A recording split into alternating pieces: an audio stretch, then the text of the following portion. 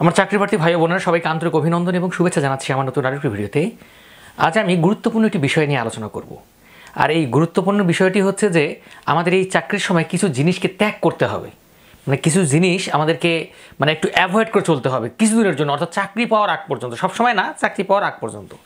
তার মধ্যে যদি একটা কথা বলি, আমাদের মোবাইল ফোন, এই মোবাইল ফোনটাকে আপাতত একটু দূরে সরিয়ে রাখতে হবে। দূরে সরিয়ে রাখাটা কেমন, যে একেবারে দূরে সরিয়ে রাখা নয়, হচ্ছে যে একটু সেটা থেকে একটু আমাদের সংযত থাকা। যেমন আমরা যদি সকালবেলা ঘুম থেকে উঠি, দেখা যায় যে অনেকে ফোন নিয়ে হাতে নিয়ে রয়েছেই। এই যে ফেসবুকে আমরা স্ক্রল করতেছি, এমনভাবে স্ক্রল করতেছি 2-3-4 ঘন্টা কেটে গেছে, মাথার মধ্যে এটা নাই।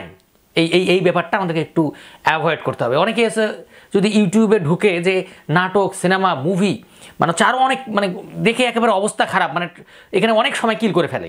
কিন্তু আমাদের চাকরি পাওয়ার ক্ষেত্রে এই জিনিসটা আপাতত করা যাবে না। আমরা মোবাইল চালাবো যতটুকু দরকার, যে গুরুত্বপূর্ণ তথ্য বা নিউজ নেওয়ার জন্য যতটুকু দরকার, আমরা সেই সময়টুকু আমরা ব্যয় করবো হচ্ছে মোবাইল ফোনের জন্য। ঠিক আছে, যেমন ফেসবুকে অনেক গুরুত্বপূর্ণ তথ্য পাওয়া যায়, বিভিন্ন গ্রুপ থেকে পাওয়া যায়। তারপর হচ্ছে যে আমাদের ইউটিউবগুলো কিংবা হচ্ছে মুভি দেখবো, অসুবিধা নেই, মুভি দেখতে আমি মানা করতেছি না। মুভি দেখবো, আমরা সপ্তাহে একদিন একটা মুভি দেখলাম, অসুবিধা কি?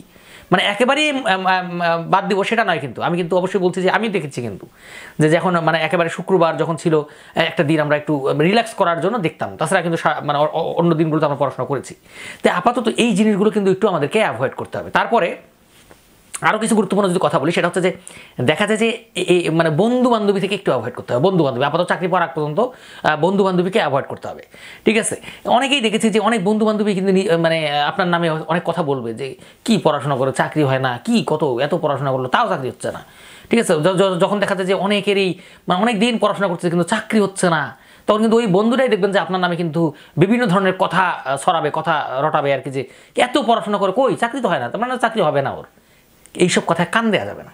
ওই বন্ধুকে আপাতত আমরা একটু অ্যাভয়েড করে চলবো, কারণ ওই সব বন্ধু আমাদের আপাতত দরকার নাই।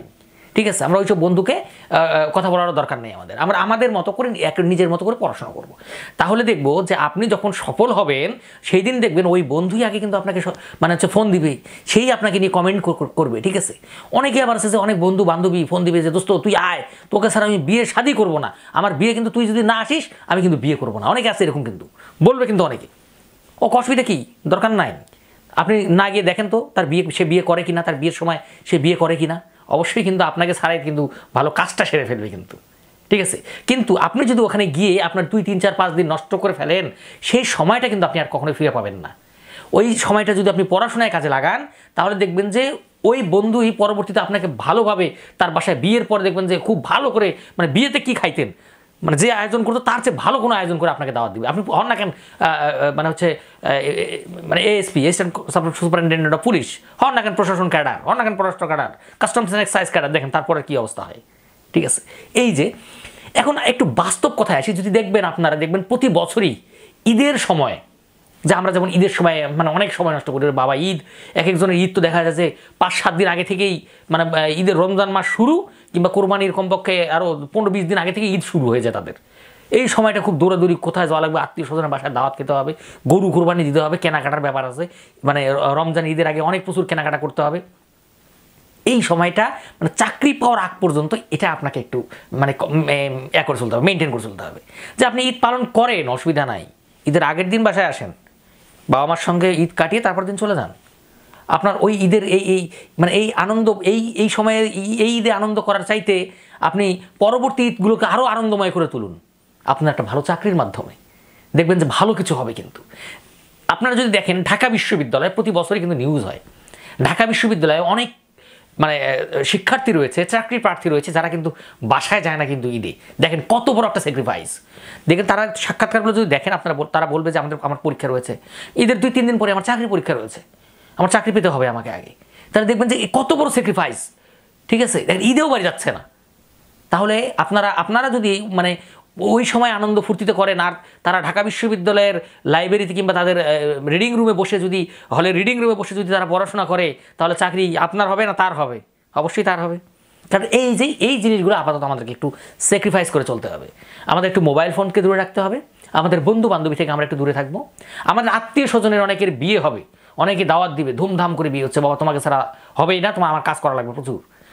আপনি বলেন এখন আমি একটু ব্যস্ত রয়েছি, বিনয়ের সঙ্গে বলবেন, অবশ্যই বিনয়ের সঙ্গে, কারণ তাদের আশীর্বাদও দরকার রয়েছে, বিনয়ের সঙ্গে বলতে হবে। বলেন যে আমি এখন একটু ব্যস্ত, পড়াশোনা করতেছি, আমি পরে আমি যাবো, এখন আমি আপাতত এবার যেতে পারবো না, ঠিক আছে, বিনয়ের সঙ্গে বলেন, তারা বুঝবে কিন্তু। তাহলে দেখেন আপনার কিন্তু যদি এই একটা চাকরি পান, সব কিছু কিন্তু পরিবর্তন হয়ে যাবে, সব কিছু পরিবর্তন হবে। আপনি একটা বিয়েতে গেলেন না, তার পরবর্তী থেকে আর ভালো ভালো বিয়ের অফার পাবেন, ঠিক আছে, অনেক বিয়েতে দাওয়াত খাওয়ার অফার পাবেন, দেখবেন, ঠিক আছে। কাজেই আমি মনে করি যে আপনারা এই সময়গুলোকে প্রপার ইউটিলাইজ করেন, ঠিক আছে, এই জিনিসগুলোকে একটু বাদ দিয়ে সময়টাকে প্রপার ইউটিলাইজ করে আপনারা ভালো একটা চাকরি পান, এই প্রত্যাশা আমি অবশ্যই করি আপনাদের কাছ থেকে। এবং আপনার একটি ভালো চাকরি কিন্তু হাজারো স্বপ্ন পূরণ করে দিবে, একটি ভালো চাকরি আপনার পরিবারের হাজারো স্বপ্ন পূরণ করে দিতে পারবে। কিন্তু আপনি যদি এখন এই সময়টাকে অবহেলায় নষ্ট করে ফেলেন, অযথা সময়গুলো নষ্ট করে ফেলেন, আপনি কিন্তু এই সময়টাকে আর ফিরে পাবেন না, আপনার স্বপ্নটা হয়তো অপূর্ণ থেকে যেতে পারে।